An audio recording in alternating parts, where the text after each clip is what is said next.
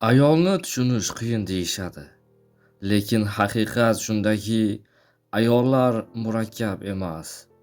Ularni hech kim chin dildan tinglamaydi. Bugun men sizga ayollar muhabbatining oshkor aytilmaydigan qonunlarini aytaman. Agar oxirigacha ko'rsangiz, ayollarga bo'lgan qarashingiz o'zgaradi. Birinchi qonun. Ayol muhabbati quloqdan emas, yurakdan boshlanadi.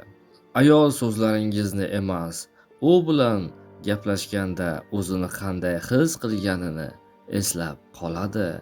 Siz kuldirganingizda emas, uni xavfsiz his qildirganingizni unutmaydi.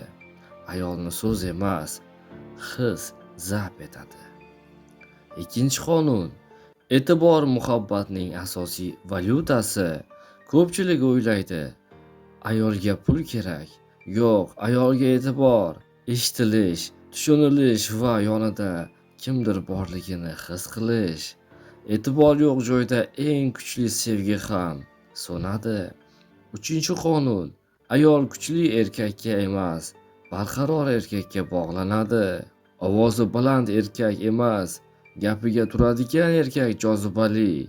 Ayol hayotida bo'ron yetarli.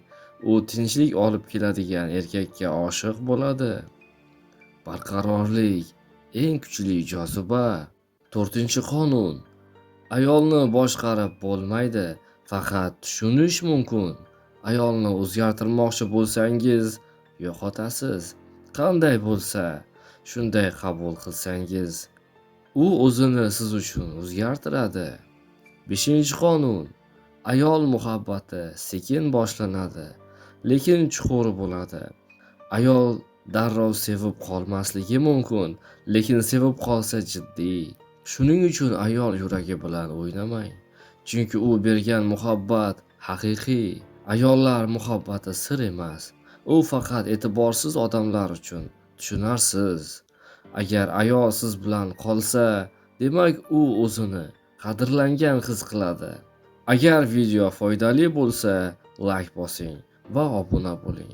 Oldinda yana oshkora haqiqatlar bor.